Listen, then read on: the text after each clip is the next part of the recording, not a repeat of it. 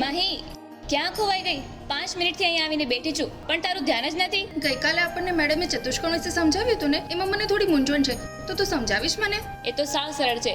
ચલ હું તને બંધાકૃતિ વિશે સમજાવું. બંધાકૃતિ શું હોય? તને બંધાકૃતિ વિશે ખબર નથી? ચલ એક કામ કર, મેડમે જે કેન્ડી સ્ટિક અને દિવાસળી મંગાવી હતી તે તારી પાસે છે?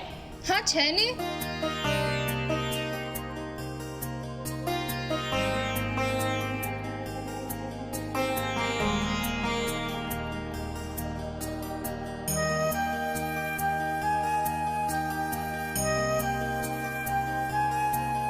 આ કેવી આકૃતિ બની? જો આ ચારે દિવાસળીની સળીઓ એક સરખી છે, તેથી તેની ચારે બાજુઓ અને તેના ચારે ખૂણા એક સરખા થશે.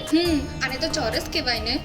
હા, ચાલ હવે 2 દિવાસળીઓ લઈએ અને તેની અંદર તેને સામસામે ગોઠવીએ.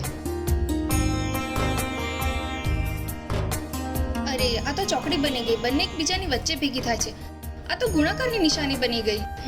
આને વિકર્ણ કહેવાય અને જ્યાં ભેગા થયા તેને દુભાગે કહેવાય અને વિકર્ણની લંબાઈ પણ સરખી હોય છે. ખૂબ સરસ, મને બહુ મજા આવી. ચાલ ને આપણે બીજી રમત રમીએ. બીજી રમત રમવા માટે કેન્ડી સ્ટિકની જરૂર પડશે.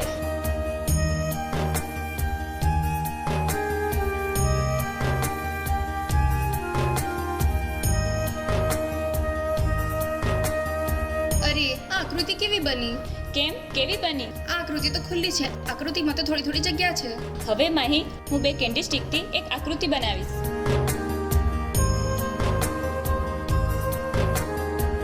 અરે વાહ, આ તો સરસ ગોઠવી દીધું. આને તો લંબચોરસ કહેવાય. માહી, તને વિકર્ણો તો યાદ છે ને? હવે 2 કેન્ડી સ્ટિક વડે વિકર્ણો બનાવીશું.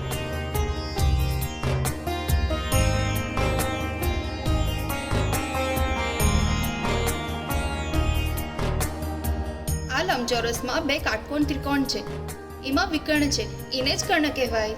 જો 2 બાજુઓ કરતા વિકર્ણનું માપ વધુ હોય. અરે હા, સમજી ગઈ. આ તો પાયથાગોરસ પ્રમેય જેવું થયું ને. અરે વાહ, તું તો બહુ હોશિયાર થઈ ગઈ. હા, તે આજે રમતમાં મને ઘણું બધું શીખવાડ્યું. Thank you Hetvi.